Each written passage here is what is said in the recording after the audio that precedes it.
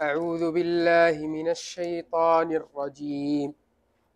هل ينظرون إلا أن تأتيهم الملائكة أو يأتي أمر ربك كذلك فعل الذين من قبلهم وما ظلمهم الله ولكن كانوا أنفسهم يظلمون فأصابهم سيئات ما عملوا وحاق بهم ما كانوا به يستهزئون وقال الذين أشركوا لو شاء الله ما عبدنا من دونه من شيء نحن ولا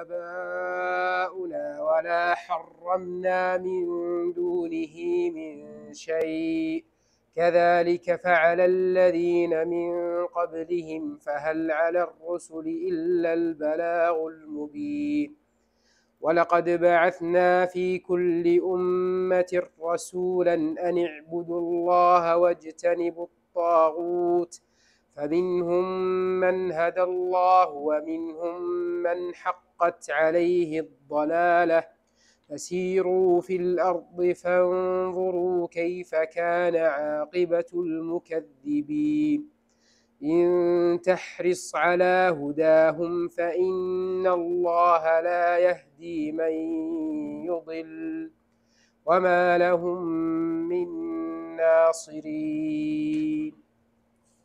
بسم الله الرحمن الرحيم. الحمد لله والصلاة والسلام على رسول الله وعلى آله وصحبه ومن والاه. قال الإمام البغوي رحمه الله تعالى: قوله عز وجل: هل ينظرون إلا أن تأتيهم الملائكة بقبض أرواحهم أو يأتي أمر ربك، يعني يوم القيامة. وقيل العذاب. كذلك فعل الذين من قبلهم أي كفروا وما ظلمهم الله بتعذيبه إياهم ولكن كانوا أنفسهم يظلمون فأصابهم سيئات ما عملوا عقوبات كفرهم وأعمالهم الخبيثة وحاق بهم نزل بهم ما كانوا به يستهزئون. وقال الذين أشركوا لو شاء الله ما عبدنا من دونه من شيء نحن ولا آباؤنا ولا حرمنا من دونه من شيء، يعني البحيرة والسائبة والوصيلة والحام، فلولا أن الله رضيها لغير ذلك وهدانا إلى غيرها. كذلك فعل الذين من قبلهم فهل على الرسل إلا البلاغ المبين، أي إليهم الهداية إنما إليه، أي ليس إليهم الهداية إنما إليهم التبليغ. ولقد بعثنا في كل أمة رسولا، أي كما بعثنا فيكم، أن اعبدوا الله واجتنبوا الطاغوت وهو كل معبود من دون الله، فمنهم من هدى الله أي هداه الله إلى دينه، ومنهم من حقت عليه الضلالة أي وجبت بالقضاء السابق حتى مات على كفره. فسيروا في الأرض فانظروا كيف كان عاقبة المكذبين، أي مآل أمرهم وهو خراب منازلهم بالعذاب والهلاك. إن تحرص على هداهم يا محمد فإن الله لا يهدي من يضل. قرأ أهل الكوفة يهدي بفتح الياء وكسر الدال، أي لا يهدي الله من أضله، وقيل معناه لا يهتدي من أضله الله. وقرأ الآخرون بضم الياء وفتح الدال، يعني من أضله الله فلا هادي له، كما قال: ومن يضلل الله فلا هادي له، يعني لا يهدي ولا يهدى. نعم. وما لهم من ناصرين، أي مانعين من العذاب. قوله تعالى: حسب.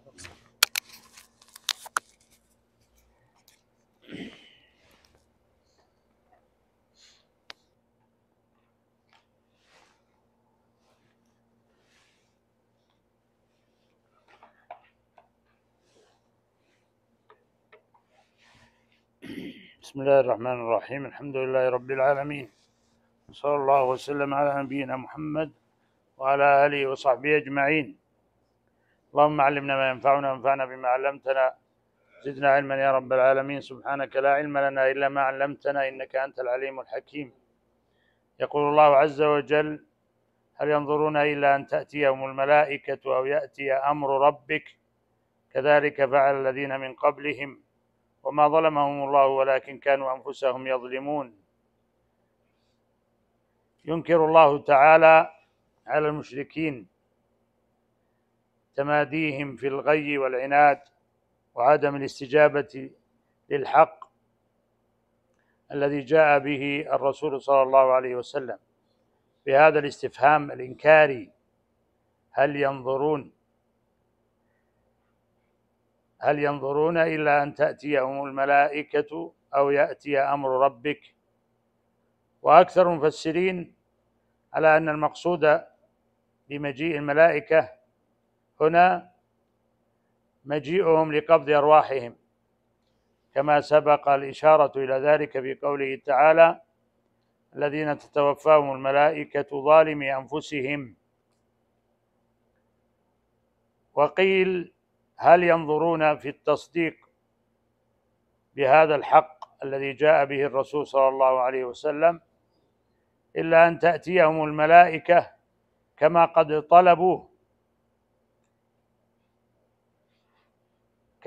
طلبوه تعنتا واستكبارا، كما قال تعالى: فلعلك تارك بعض ما يوحى إليك وضائق به صدرك أن يقولوا لولا أنزل عليه كنز أو جاء معه ملك إنما أنت نذير والله على كل شيء وكيل. وقوله: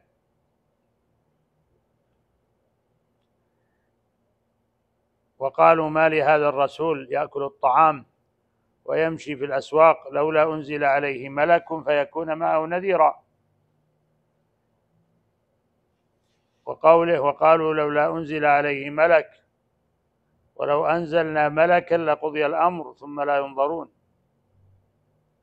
وقوله: وقالوا يا أيها الذي نزل عليه الذكر إنك لمجنون لو ما تأتينا بالملائكة إن كنت من الصادقين ما ننزل الملائكة إلا بالحق وما كانوا إذا منظرين.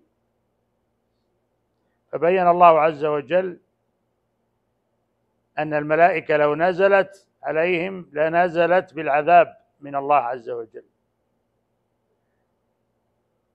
فهل ينتظرون أن تأتيهم الملائكة بالعذاب؟ هل ينظرون إلا أن تأتيهم الملائكة يعني بالعذاب من الله عز وجل الذي قضى الله عز وجل أن الملائكة لا تنزل إلا به؟ فلا تنزل الملائكة إلا في أشياء محددة مرسومة من الله عز وجل. قد قالت الملائكة عليهم السلام، ذكر الله عز وجل ذلك في كتابه على لسانهم في قول الله عز وجل: وما نتنزل إلا بأمر ربك له ما بين أيدينا وما خلفنا وما بين ذلك وما كان ربك نسيا.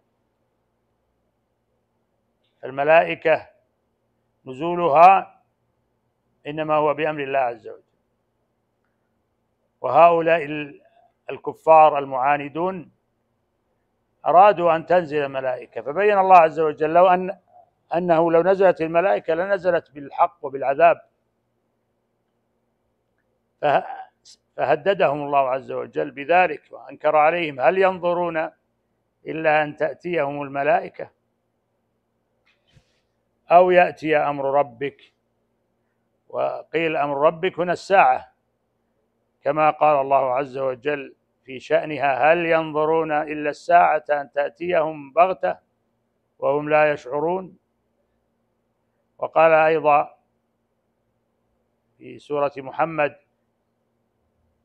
فهل ينظرون إلا الساعة أن تأتيهم بغتة فقد جاء أشراطها فأنى لهم إذا جاءتهم ذكراهم. وقال تعالى في سورة القمر: بل الساعة موعدهم والساعة أدهى وأمر.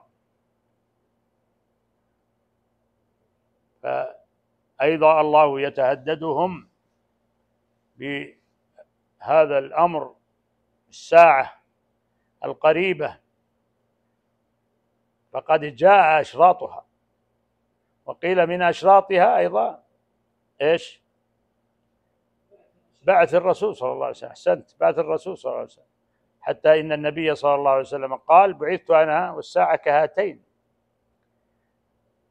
كما قال الله عز وجل: فهل ينظرون إلا الساعة أن تأتيهم بغتة فقد جاء أشراطها. وقوله جل وعلا: كذلك فعل الذين من قبلهم، يذكر الله عز وجل تشابه أفعال وقلوب الكفار، كما قال تعالى: وقال الذين لا يعلمون لولا يكلمنا الله أو تأتينا آية. كذلك قال الذين من قبلهم مثل قولهم تشابهت قلوبهم قد بينا الآيات لقوم يوقنون. فتتشابه القلوب وتتشابه الأقوال وتتشابه الأفعال، كما قرر الله عز وجل في هذه الآيات وفي غيرها، كما في هذه السورة: وقال الذين أشركوا لو شاء الله ما عبدنا من دونه من شيء نحن ولا آباؤنا ولا حرمنا من دونه من شيء كذلك فعل الذين من قبلهم فهل على الرسل إلا البلاغ المبين. وقال جل وعلا: بل كذبوا بما لم يحيطوا بعلمه ولما يأتهم تأويله كذلك كذب الذين من قبلهم فانظر كيف كان عاقبة الظالمين.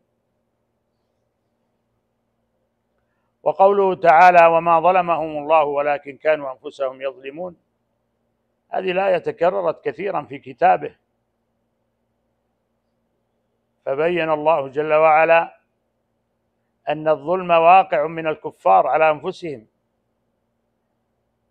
برد الحق وعدم قبوله، وهذا لخبث في نفوسهم وفساد في قلوبهم، ولو علم الله فيهم خيرا لأسمعهم،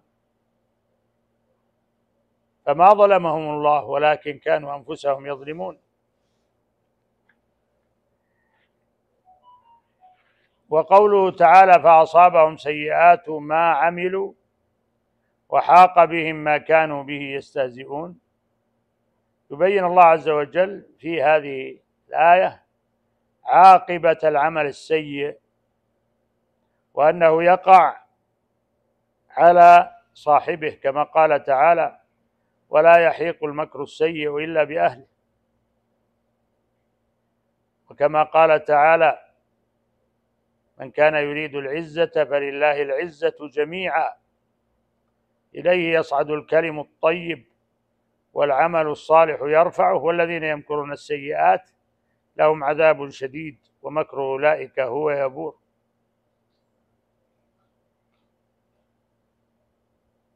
وقال جل وعلا: فأصابهم سيئات ما كسبوا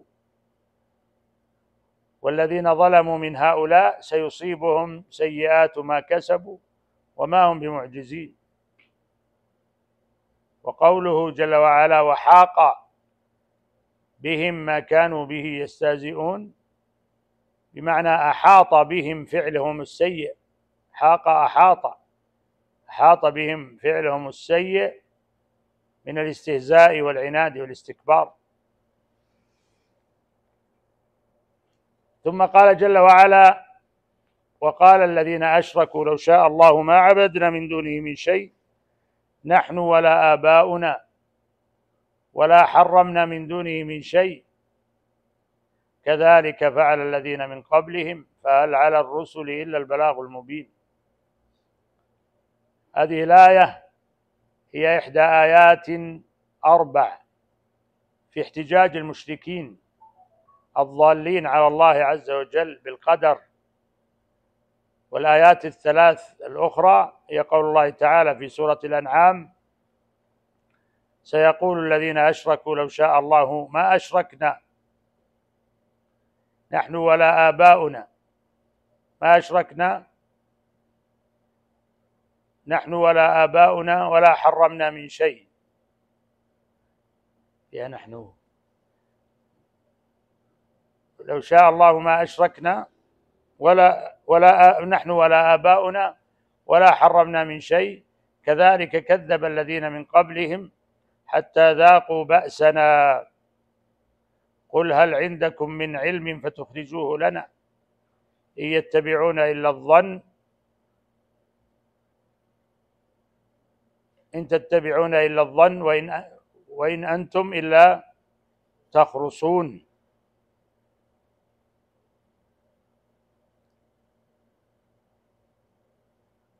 وقال جل وعلا في الزخرف وقالوا لو شاء الرحمن ما عبدناهم. هذه الآية الثالثة. وقالوا لو شاء الرحمن ما عبدناهم ما لهم بذلك من علم إن هم إلا يخرصون. والرابعة في ياسين في قول الله عز وجل وإذا قيل لهم أنفقوا مما رزقكم الله قال الذين كفروا للذين آمنوا أنطعم من لو يشاء الله أطعمه إن أنتم إلا في ضلال مبين. وهذا الاحتجاج بالقدر على الكفر والمعاصي باطل، لأن الله عز وجل جعل للعبد اختيارا ومشيئة، وهذا الاختيار والمشيئة فوقها اختيار الله ومشيئته. فقال تعالى لمن شاء منكم أن يستقيم وما تشاءون إلا أن يشاء الله رب العالمين. فأثبت للعبد مشيئة واختيارا.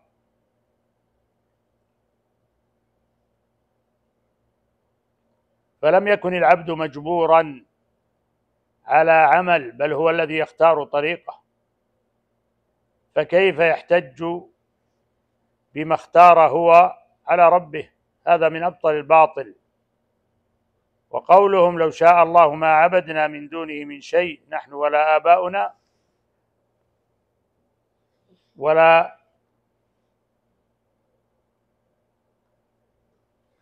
حرمنا ايش ولا ما حرمنا من دونه من شيء.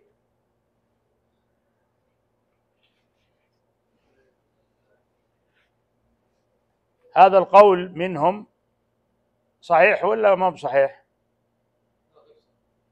صحيح. فإن لو شاء الله لو لم يشأ الله لم يفعلوا ذلك. وقد أثبت الله عز وجل هذا الأمر بقوله وكذلك جعلنا لكل نبي عدوا شياطين الإنس والجن يوحي بعضهم إلى بعض زخرف القول غرورا ولو شاء ربك ما فعلوه فذرهم ما يفترون. فلو شاء الله ما فعلوا الكفر. وقال جل وعلا وكذلك زين لكثير من المشركين قتل أولادهم شركاؤهم ليردوهم وليلبسوا عليهم دينهم ولو شاء الله ما فعلوه. ولو شاء الله ما فعلوه. فالباطل في حجتهم هذه هي أن يحتجوا بالقدر على الكفر، أن يحتجوا بالقدر على الكفر. أما وقوع الكفر بقدر الله ومشيئته فصحيح. لذلك لم ينفه الله عز وجل، وإنما أشار إلى أن هذا الاحتجاج بالقدر على الكفر سلوك المكذبين المعاندين المشبهين، يعني الذين يأتون بالشبه، الذين لم ينفعهم هذا الاحتجاج الباطل من وقوع العذاب والبأس من الله تعالى عليهم. كذلك كذب الذين من قبلهم حتى ذاقوا بأسنا.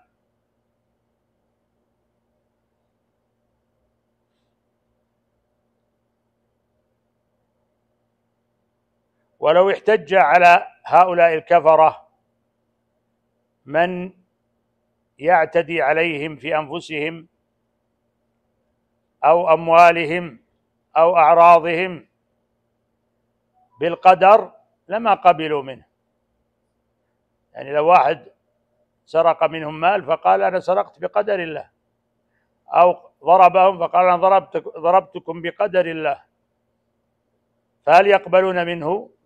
لا يقبلون. ولا قالوا أنت الذي فعلت واخترت، يعني هذا الفعل والتعدي. فتقلب الحجة عليهم بمثل ما احتجوا على من اعتدى عليهم. وهكذا يقال لمن احتج بالقدر على المعاصي، فليس بالقدر حجة، لأنه هو الذي اختار هذا الأمر، والله عز وجل جعل له حرية الاختيار. فإذا اختار الطريق الصحيح والهدى فإنه ينجو، وإذا اختار طريق الضلال والغواية فإنه يقع في سوء ما اختار.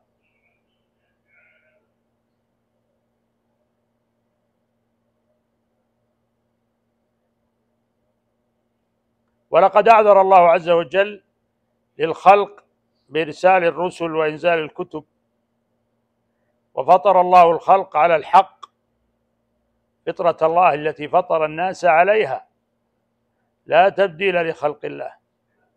فمن كفر وعاند فقد اختار طريقه، والله قد أعذر منه، وليس أحد أحب إليه العذر من الله عز وجل. من أجل ذلك أنزل الكتب وأرسل الرسل، كما صح في ذلك الحديث عن رسول الله صلى الله عليه وسلم بقوله: ليس أحد أحب إليه العذر من الله، من أجل ذلك أنزل الكتب وأرسل الرسل.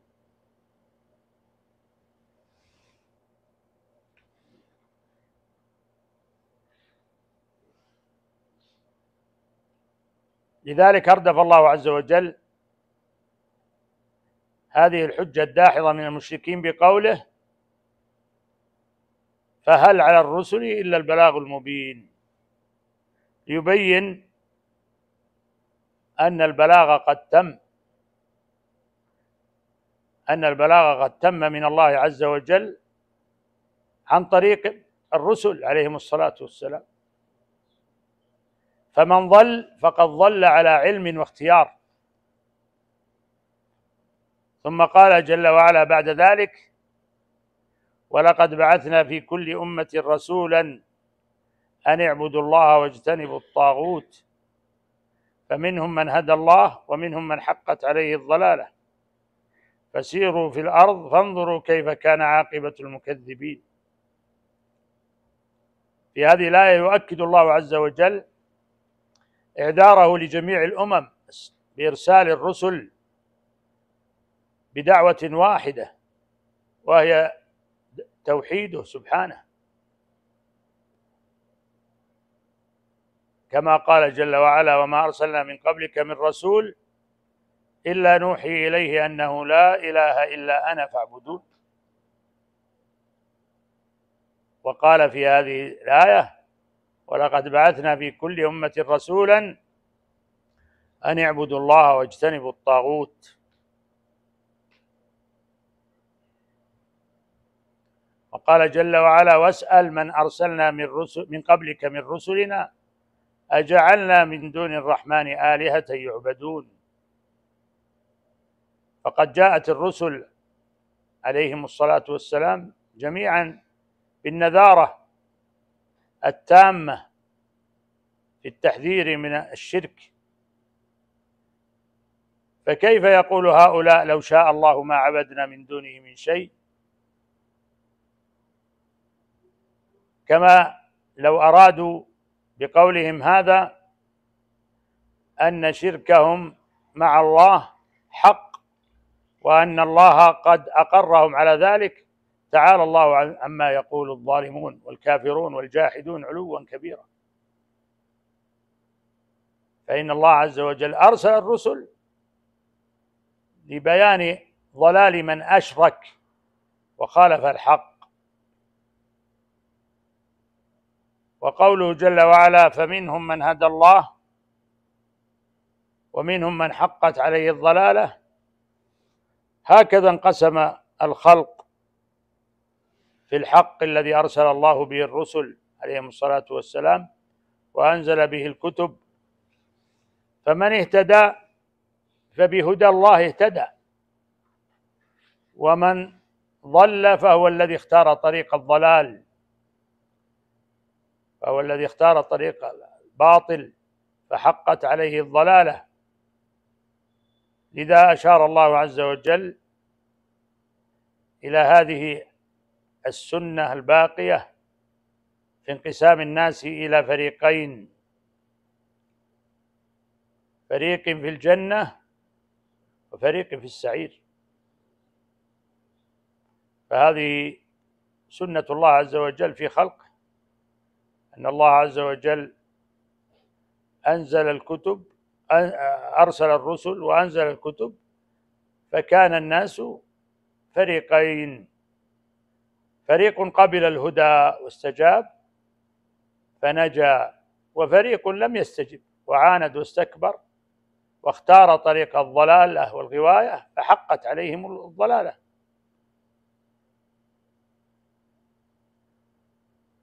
ثم أمر الله عز وجل بالسير في الأرض لمعرفة مصير من عاند وكابر،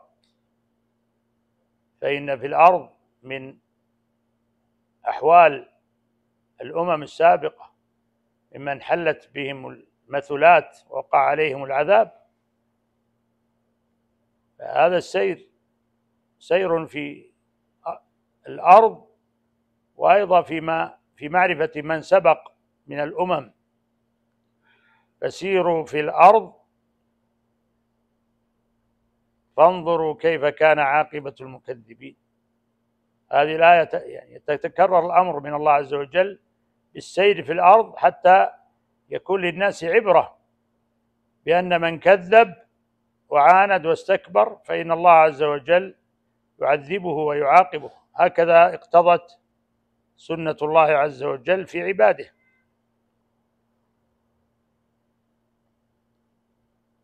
ثم قال جل وعلا: إن تحرص على هداهم فإن الله لا يهدي من يضل وما لهم من ناصرين. يذكر الله عز وجل في هذه الآية حرص الرسول صلى الله عليه وسلم على إسلام قومه، فقد حرص النبي صلى الله عليه وسلم حرصا شديدا في أن يهتدوا، ولم يألوا جهدا في إنذارهم وتخويفهم من العذاب إنهم لم يستجيبوا لأمر الله عز وجل. وقد ذكر الله عز وجل هذا في آيات: فلعلك باخع نفسك على آثارهم إن لم يؤمنوا بهذا الحديث أسفا. فقد حرص النبي صلى الله عليه وسلم في دعوتهم أشد الحرص، وبين الله عز وجل في هذه الآية وفي غيرها أن هذا الحرص منه صلى الله عليه وسلم لا يجدي شيئا مع من لم يكتب الله له الهداية. إن تحرص على هداهم فإن الله لا يهدي من يضل. وقد أوضح الله عز وجل ذلك في آيات أخر، كقوله تعالى: إنك لا تهدي من أحببت ولكن الله يهدي من يشاء. وهذه الآية أجمع المفسرون على أنها نزلت في شأن أبي طالب عم النبي صلى الله عليه وسلم، وقد كان مناصرا للنبي صلى الله عليه وسلم مدافعا عنه، وهو على شركه وعلى دين قومه. وكان النبي صلى الله عليه وسلم يدعوه إلى الإسلام ويحرص عليه أشد الحرص، لكن لم يرد الله هدايته، حتى في آخر حياته عند احتضاره حضره النبي صلى الله عليه وسلم، فكان يقول له: يا عم قل كلمة أحاج لك بها عند الله، يعني التوحيد، شهادة لا إله إلا الله. يعني حتى كاد أن يقولها لولا أن من حضره من صناديد الشرك والكفر الذين كانوا يعني يريدون أن يبقى على شركه وعلى دين آبائه، قالوا له: أترغب عن ملة عبد المطلب؟ يثيرون فيه نعرة العصبية والجاهلية، وهذا مما يصد عن الحق، التعصب للآباء والأجداد. وهذا ذكر الله عز وجل في آيات كثيرة في كتابه: إنا وجدنا آباءنا على أمة وإنا على آثارهم مقتدون، إنا على آثارهم مهتدون، كلها في شأن التعصب للآباء والأجداد. فقال النبي صلى الله عليه وسلم: قل كلمة أحاج لك بها عند الله. فقال أبو جهل ومن معه ممن كان عند أبي طالب: أترغب عن ملة عبد المطلب؟ يعني يعنون أباه. فأثاروا في هذه النعرة حتى قال في آخر حياته: هو على ملة عبد المطلب، يعني قال: أنا على ملة عبد المطلب، لكنه تقال هو حتى لا يقول الإنسان أنا. فلم يستجب للنبي صلى الله عليه وسلم، مع أن النبي صلى الله عليه وسلم كان حريصا عليه جدا على أن يهتدي وأن ينجو. فأنزل الله عز وجل في أبي طالب، والمعنى عام: إنك لا تهدي من أحببت. فليست الهداية هداية التوفيق والإلهام بيد الرسول صلى الله عليه وسلم، بل الهداية بيد الله عز وجل. وإنما الذي بيد الرسول صلى الله عليه وسلم وأتباع الرسول صلى الله عليه وسلم هي هداية الدلالة والإرشاد. وهذا الذي أشار الله عز وجل إليه في آخر سورة الشورى: وكذلك أوحينا إليك روحا من أمرنا ما كنت تدري ما الكتاب ولا الإيمان ولكن جعلناه نورا نهدي به من نشاء من عبادنا وإنك لتهدي إلى صراط مستقيم. فقوله عز وجل: نهدي به من نشاء من عبادنا، هذه الهداية التوفيق والإلهام هداية الله عز وجل التي نطلبها نحن من ربنا عز وجل في اليوم كم؟ 17 مرة في صلاة فريضة حال الإقامة، 17 مرة نقول: اهدنا الصراط المستقيم. فقال: وكذلك أوحينا إليك روحا من أمرنا ما كنت تدري ما الكتاب ولا الإيمان ولكن جعلناه نورا نهدي به من نشاء من عبادنا وإنك لتهدي إلى صراط مستقيم. هذه الهداية الدلالة والإرشاد التي جاء بها الرسول صلى الله عليه وسلم، لا يملك غيرها، لا يملك التوفيق والإلهام. فلذلك قال الله عز وجل نافيا هداية التوفيق والإلهام: إنك لا تهدي من أحببت ولكن الله يهدي من يشاء. وأيضا قوله تعالى: ومن يرد الله فتنته فلن تملك له من الله شيئا أولئك الذين لم يرد الله أن يطهر قلوبهم لهم في الدنيا خزي ولهم في الآخرة عذاب عظيم. وقوله جل وعلا: من يضلل الله فلا هادي له ويذرهم في طغيانهم يعمهون. فنسأل الله أن يهدينا فيمن هدى وأن يثبتنا على الحق حتى نلقاه وهو راض عنا، والله أعلم. صلى الله وسلم على نبينا محمد. ونقف على قوله: وأقسموا بالله جهد أيمانهم، والله أعلم. وصلى الله وسلم على نبينا محمد. إياكم.